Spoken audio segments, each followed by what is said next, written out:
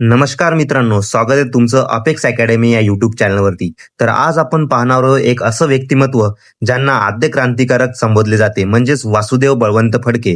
त्यांचा जन्म झाला होता 4 नोव्हेंबर 1845 शिरडोन या गावी. मिलिटरी अकाउंट कचेरीत मध्ये त्याला नोकरी होती, पण आईच्या अंत्यविधीला सुट्टी नाही भेटल्यामुळं ते ब्रिटिशांविरुद्ध त्यांच्या मनात चीड निर्माण झाली आणि त्यांनी नोकरीचं त्यागपत्र दिलं.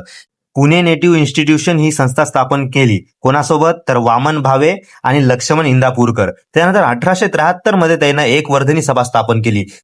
उसके बाद उन्होंने क्या किया मित्रांनो, त्यांना काय केलं, रामोशाच्या सहाय्यानं धनिकावर दरोडे टाकण्यास प्रारंभ केला. धनिक म्हणजे काय? श्रीमंत लोक जे होते त्याच्या घरावर दरोडे टाकायचे, पैसे बिशे जमा करायचे आणि गावातल्या लोकांना वाटायचे. त्याचं म्हणणं होतं, जर ब्रिटिशाच्या खजिनावर आपण दरोडे टाकले तर इथं पोलीस प्रोटेक्शन जास्त असते, तर ते एक रिस्क आहे, म्हणून ते श्रीमंतावर दरोडे टाकण्यास त्यांना प्रारंभ केला.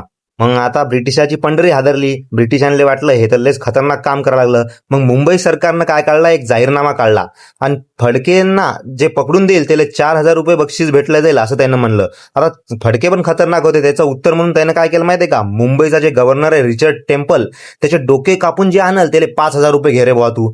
मग फडके यांना पकडण्याचे काम कोणाला दिले? मेजर डॅनियलले. गंगापूर हे गाव आहे, तिथे एका बुद्ध विहारात झोपलेले असताना त्यांना पकडले आणि त्याच्यावर खटला चालवण्यात आला. तर त्यांचं वकीलपत्र कोण घेतलं मित्रांनो, हे परीक्षेच्या दृष्टीने सगळ्यात महत्वाचं आहे. तर सार्वजनिक काका नाव लक्षात ठेवा, म्हणजेच आपले गणेश वासुदेव जोशी. त्यांच्यावर खटला भरून मग त्याला इडनच्या तुरुंगात टाकण्यात आलं आणि तिथंच 1883 मध्ये त्यांचा मृत्यू झाला.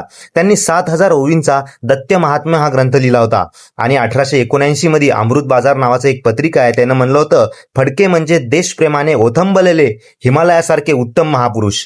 हे महत्वाचं आहे मित्रांनो, लक्षात ठेवा. तर तुम्हाला हा व्हिडिओ कसा वाटला कमेंटमध्ये सांगा आणि लाईक करा आणि या व्हिडिओला जास्तीत जास्त शेअर करा.